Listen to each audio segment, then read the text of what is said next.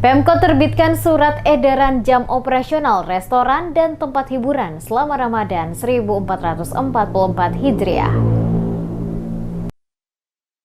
Pemerintah Kota Ambon mengeluarkan surat edaran atau SE yang mengatur operasional rumah makan, restoran, tempat hiburan, karaoke hingga tempat permainan anak selama bulan suci Ramadan 2023. Surat edaran yang mengatur operasional rumah makan, tempat hiburan dan sejenisnya tertuang dalam SE nomor 003.2-03-SE-2023 dan ditandatangani penjabat wali kota Bodewin Watimena. Mulai berlaku di tanggal 1 Ramadan sesuai keputusan pemerintah. Hal ini dilakukan menghormati umat muslim yang akan melaksanakan ibadah puasa juga tarawih.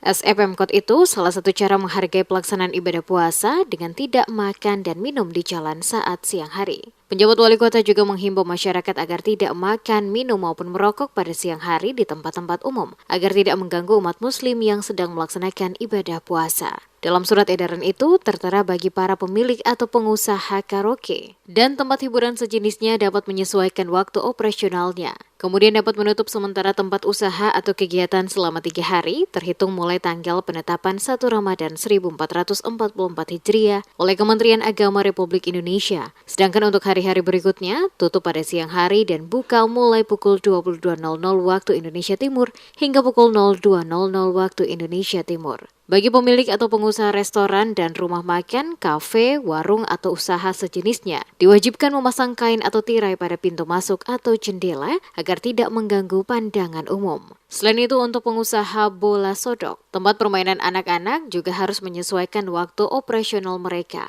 Untuk jenis usaha ini harus dibuka mulai pukul 09.00 waktu Indonesia Timur dan akan ditutup sementara waktu pukul 12.30 waktu Indonesia Timur hingga 13.35 waktu Indonesia Timur. Aktivitas usaha dapat dilanjutkan kembali pada pukul 14.00 waktu Indonesia Timur hingga pukul 16.00 waktu Indonesia Timur. Watimena berharap agar seluruh warga Kota Ambon dapat melaksanakan surat edaran tersebut sesuai dengan ketentuan yang berlaku.